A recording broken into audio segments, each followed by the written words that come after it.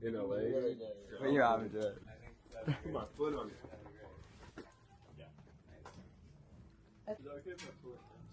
Yeah. What? Welcome to Manic in Miami. We are in New York, not Miami, at Nightclub 101, where Australian singer-songwriter Spike Fcuk is going to play tonight. And I'm very, very excited to have him on the podcast because I've been a fan of his since I discovered his music in Melbourne, Australia in 2017. And it really spoke to me. And so, yeah, this is really cool. Thank you for having me. Cheers. Oh, yeah. Cheers. And we have a special guest from the band. Very special. Would you like to introduce yourself?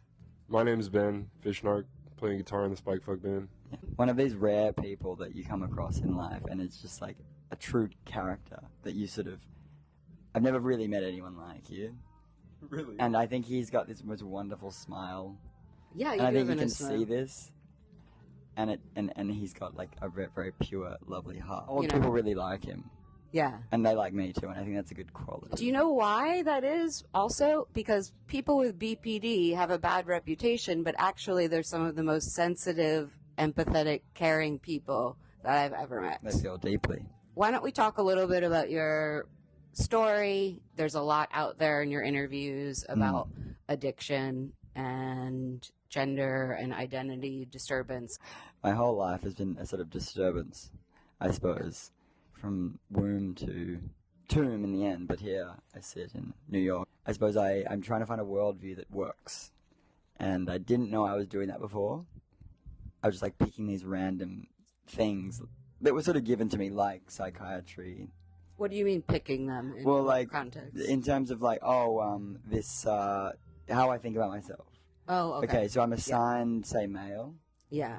Well, this is how I understand myself as a sort of this heuristic, this like sort of rough approximation of like how to be effective in the world, and then you get tied up in the mental system or whatever you call it, psychiatric industry or whatever you want to call it. In some senses, I'm institutionalized, but you sort of define yourself by this sort of series of diagnoses. Yeah. And then after that, you pick various things. Through my life, I've just picked these ways of being, and then I guess my big thing now is that you don't need to have a neat little thing. Like when I was very young and becoming an adult, if people said, "Who are you?" I would just freeze. It's like, I have no idea. How does anyone answer that question? I don't think it's possible to answer that question. I think it's a bad question. I think it's us. It's a bad question too. Who am I? I don't know if you have trauma from early in life, and that contributed to some of your issues. What do you think? I think to be human is to be traumatized. I don't even trouble myself with why I'm the way I am. I just sort of try to do things that will help me to escape from the prison of the mind, I suppose. The prison of the mind, yes. I think I've spent a lot of time navel-gazing, and I got really into psychoanalysis and just and attachment patterns and things like that, thinking if I understood it, it would help me. Like if I intellectualized it, it would somehow take it away and make me the master of it, but it doesn't really work that way. It doesn't work. I've tried. I know. I know. I totally relate. You feel that? Just navel gazing, the constant. Yeah. The constant, and now, I mean, when you talk about the heuristic, looking for a worldview that fits the multiplicity or multipolarity of the ideas that you're the most attached to, that's the complicated thing. And we talk about this in other contexts as well. It's like a capitalist farce of like identity being something that can exist in legible terms that fits into the cube or whatever, and that is how you get additional, mental issues, processing that stuff. I guess what we're talking about is sort of like how we define ourselves. So I mean, when you have Instagram and you're presented all of these different identities, it's not only created like an individual mental illness in a person. I think it's created a sort of society-wide schizophrenia of sorts. What I was trying to say. And it's also killed like subculture. That was already dying, but it's aestheticized everything.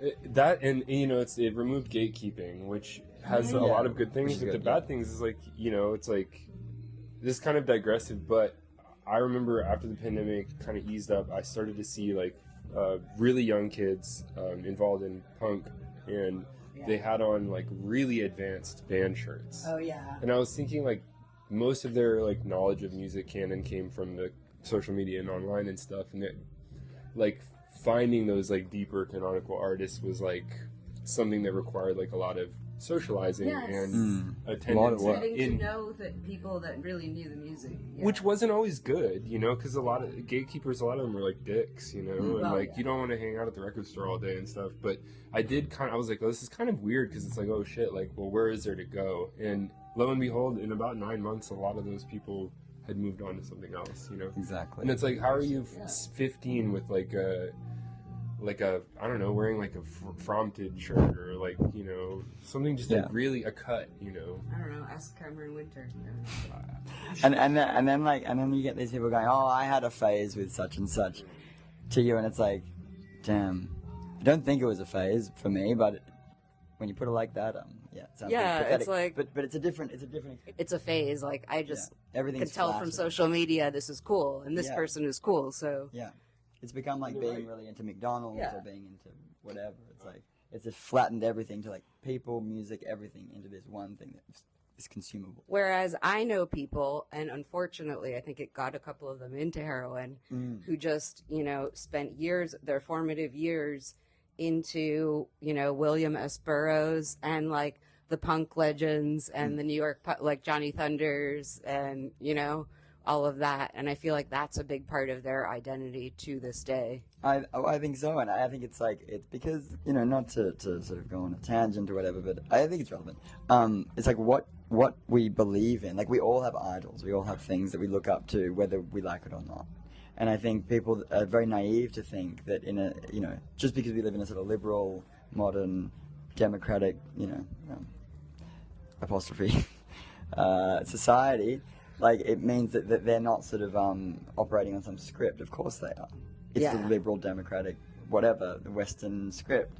So you really have to be conscious in choosing what you follow. But yeah, no, I think, you got to choose what you believe in, and I think people will often just imbibe, you know, things like Johnny Thunders and things that are really cool. I'm sure Johnny Thunders wouldn't advocate for using heroin either. No. But when you look at it, it looks so cool. Yeah, and they think they're having mental health problems, so they're like, I want to numb the pain. Well, Johnny Thunders and whoever did this, so maybe I'll try it too. And the fact of the matter is that heroin is a great solution for many of life's ills. Yes. Big but is that it's just a horrible thing for your life. And it makes them worse when you're going through withdrawals and also when you destroy your life from it, right? Yeah, but we shouldn't say heroin is so passé. Ridiculous. It's That's a Dandy Warhol song, sorry. No, I know. I'm old enough. Okay. It's passé now, but what's even worse is like the fentanyl and all this shit. I was staying downtown in LA for like a week or two, right by MacArthur Park, and man, that's some shit. Yeah. Do you know anyone who's died of a heroin fentanyl overdose? Yes. I do too. In LA, yeah. I did try heroin once, and the thing is, I avoided it when I was younger because I knew that I would love it. There was actually a band in town from LA, and one of the guys tricked me into doing heroin. But we were in Lit Lounge in the East Village, which was really dark in the back room, and I did a bunch of it, and then a friend was like, that was brown. Even though that should be a traumatizing experience, I really liked it. Of course. I mean, there's a reason people use smack. Yeah. It's a fucked up thing to do to somebody. God damn. That's really messed up, right? Maybe he thought I would be in a like happy mood, and then I would go wherever he was staying. Yeah, that seems about right. It's like we were talking about, you know, the first few months of not drinking. For me, didn't feel any better, and the reason I kept going with it because I was like, oh well, I'm pretty sure this is the thing people do to not feel bad. Like in high school, I would lock myself away in my room and play guitar and drink.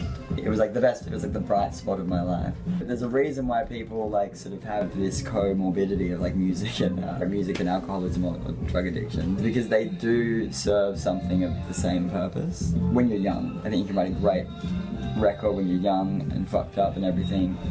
As you get older, I think if you don't stop, whether or not it's problematic, like I think if you don't stop, you become a bit dull.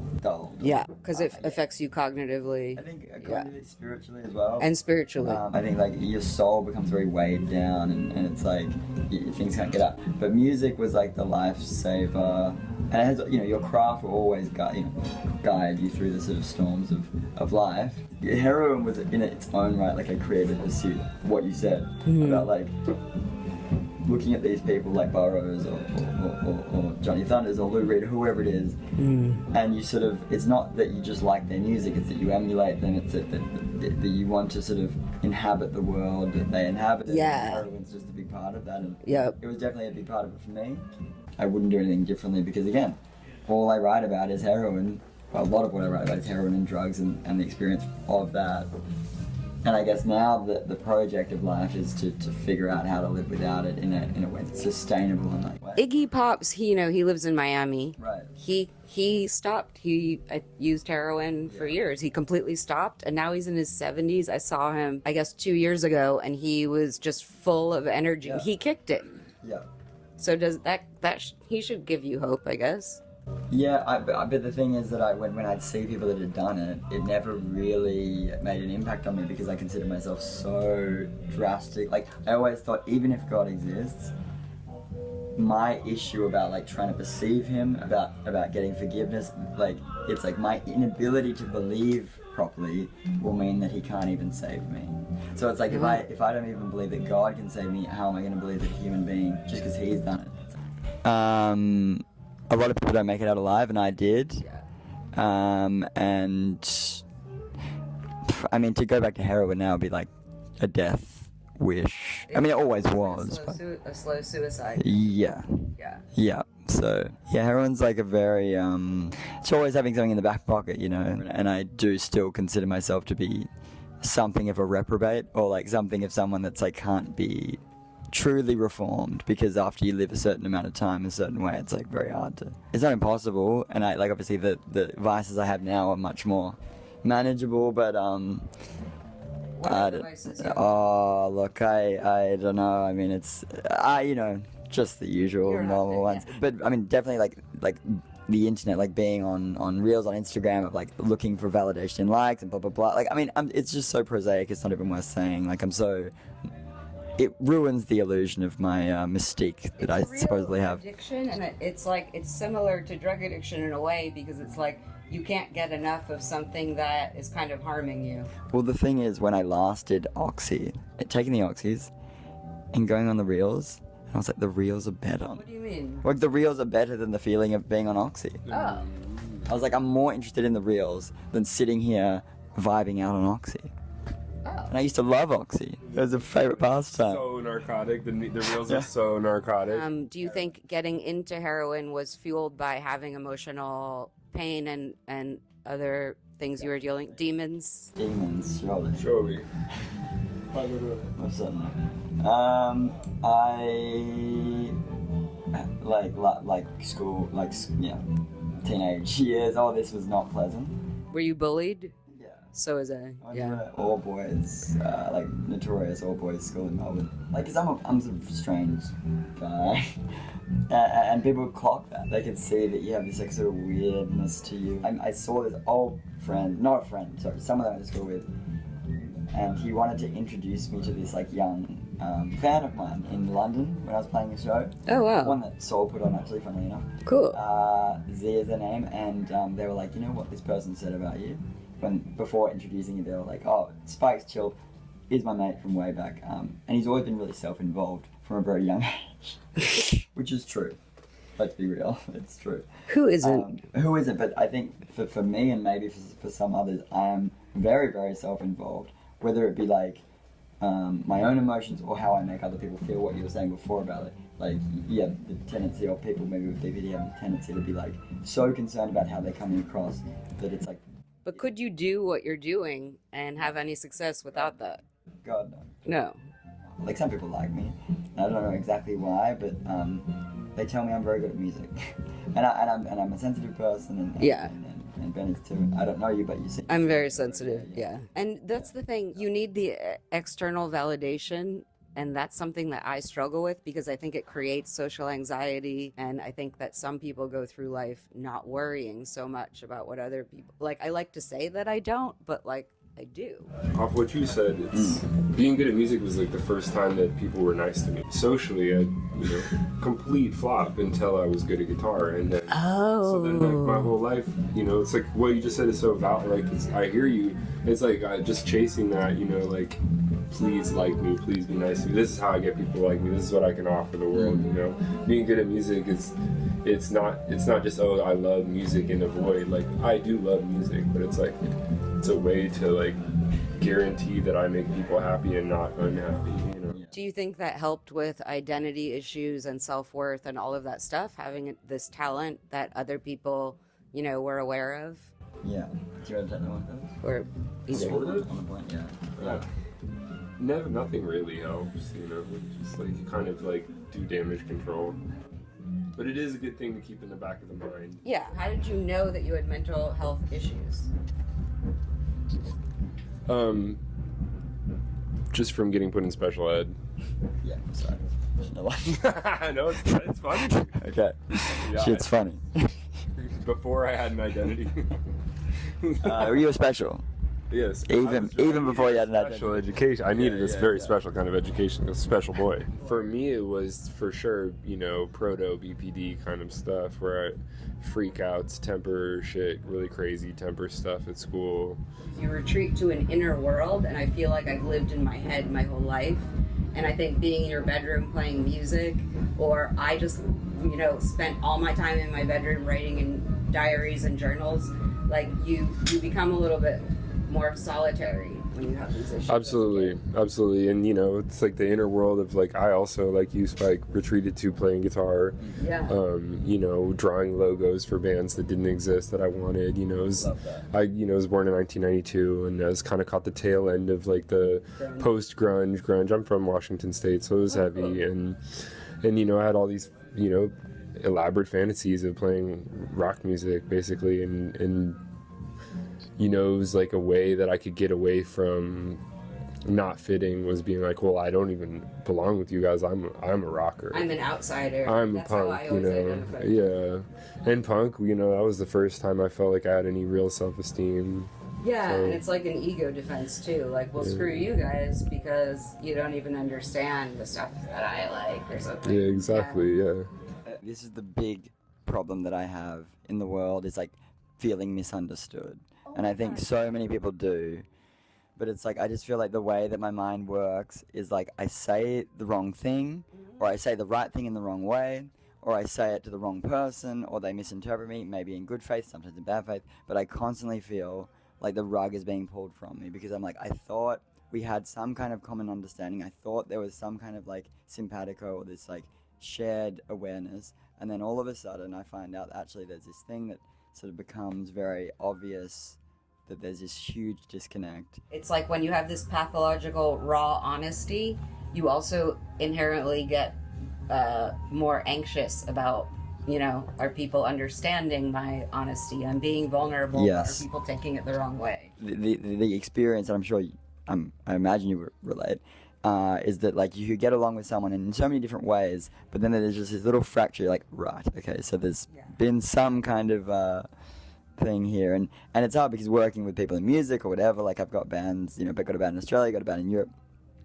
and like you work with a lot of people, and so it's like it's becomes very social, and you have to make sure that you're working with the right people because the music is so raw and it's so personal.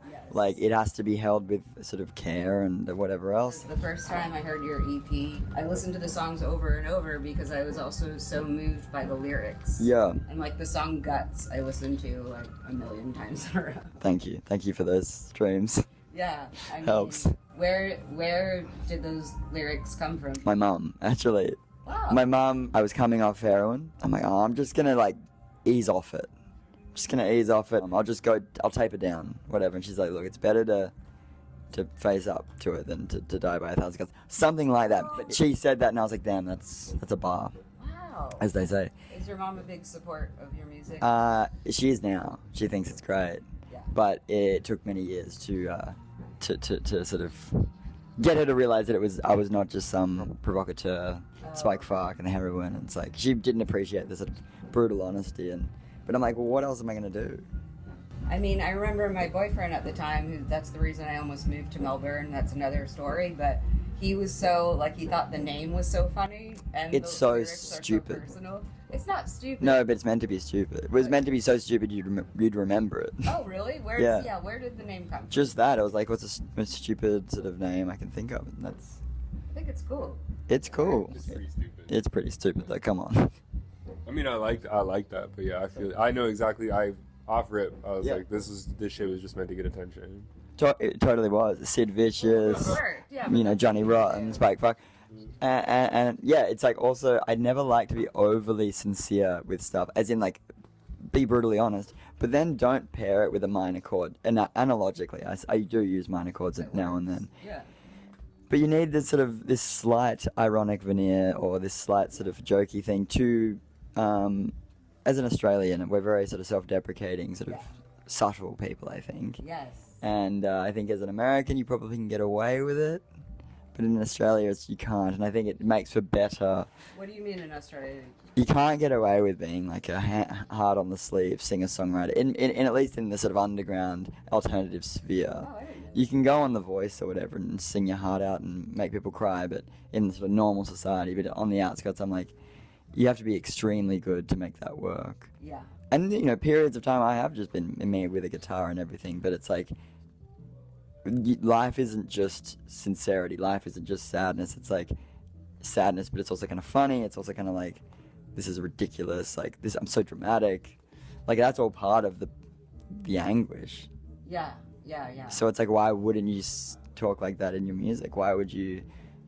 And that's why I don't, I perform the set differently, to the album, because it's like, why would I try to, those songs are sad. Yeah. So why would I try to affect sadness on stage to make you feel something by making myself feel something artificial, rather than just be like, all right, what can I do on stage? I can be energetic, I can be loud, I can jump around, and I can make these people have a great rock and roll show, and then transcend whatever pain that that I'm singing about, both me and them, and it's not false because because you're not forcing people to have that. No, it's manipulative. So if you played Guts the way it is on the album tonight, I guarantee I would start crying.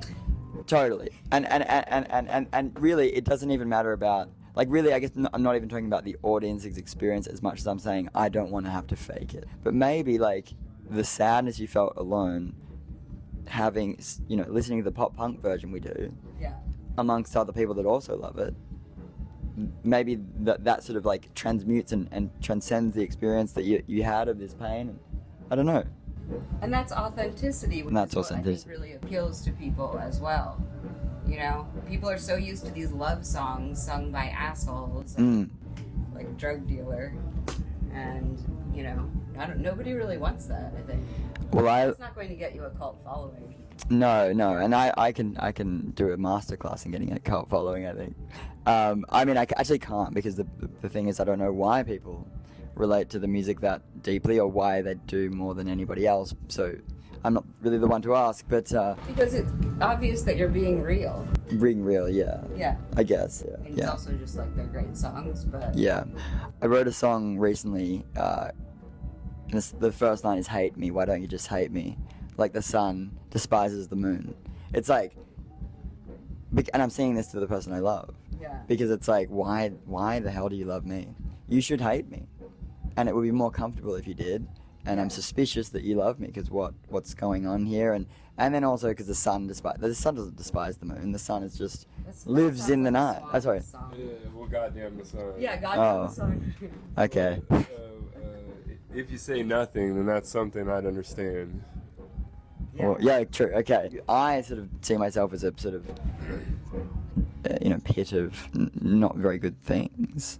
I'm like, well, you seeing me in this way, it makes me suspicious, but Yeah. But I think But I'm willing to accept it on good faith. you were saying about paranoia and like social stuff. Yeah, you might call that paranoia. Like you're showing the deepest parts of yourself, and so there is anxiety in that because you're afraid people will also judge you for some of these things that you're so honest about. And I think that's actually being fearless because most people are afraid to do that. Feel the fear and do it anyway. Kind of type beat. Yeah. What else is there to do? Not literally nothing. But lay down and die. I think it's awesome. Yeah? What did you think, Paul? Amazing. The long and short of it. Oh, Oh, good. Oh, thanks for doing that. Oh, yes. One more thing. Okay, yeah. I wrote this record called Pure Ode. Took me 2 years to complete with a band in Melbourne. I wrote it. We took it to the band. They put it together. I'm looking to sign to this label soon. They want a record by April 22. And so I said, okay, well, how about this? I got a new record for you. And it's called Evidence. And I wrote it with this guy in Australia. This guy called Kelly Holiday. He's like a national. He's got the #1 song in the country. He's like #1 album in the country. He's like a big, famous guy in Australia. But so he reached out to me. His girlfriend used to be on The Bachelor. Oh, cool. She got a podcast. And so it's like, these are like tabloid celebrities essentially. Yeah. But he really likes Smackwave. He reached out, he got her onto Smackwave. She's posting TikToks about me on That's so TikTok. Cool. So it's a strange thing, and he invited me to the studio, and we made this album together. So this album is incredible. It is so good. And I think I really look forward to presenting it to everybody because When is it going to be released? it'll be the September sort of period. Yeah, so that's coming. Yay! Mm. Thank you. My pleasure. Can't wait to see Thank you. Thanks. Sorry, I felt like No, that was great. Hate me. Why won't you just hate me like you should?